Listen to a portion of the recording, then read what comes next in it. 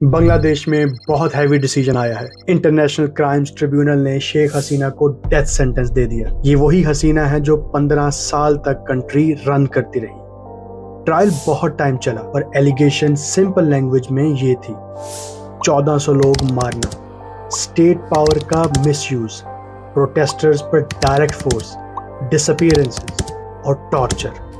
तो कोर्ट ने ये सब कंबाइंड देखकर क्राइम्स अगेंस्ट ह्यूमैनिटी बोल दिया। जब प्रोटेस्ट पीक पर थे, अगस्त 2024 में सिचुएशन कंट्रोल से बाहर हो गई। प्रोटेस्टर्स ने उनके घर पर अटैक कर दिया। उसी दिन हसीना ढाका से निकल गई। 5 अगस्त को उन्होंने बॉर्डर क्रॉस किया और डायरेक्ट न्यू दिल्ली आ गई। इंडिया के national security adviser Ajit Doval ने उन्हें रिसीव किया। तब से हसीना इंडिया में एग्जाइल में रह रही है।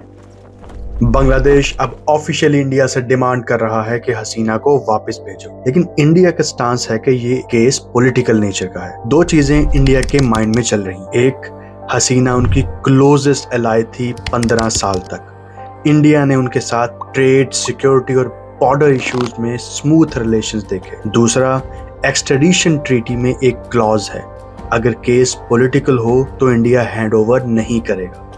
इंडिया ओपनली ये कह रहा है कि current Bangladesh government anti India forces के इन्फ्लुएंस में है।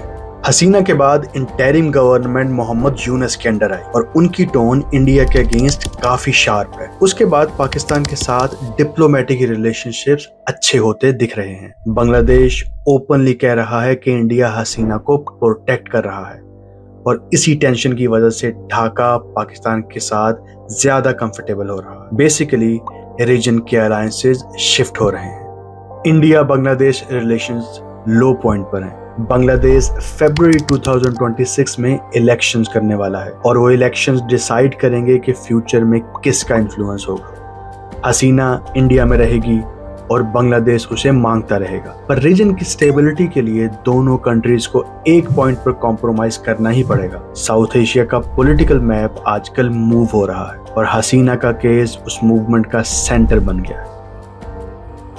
फॉलो और वैल्यूएबल कंटेंट।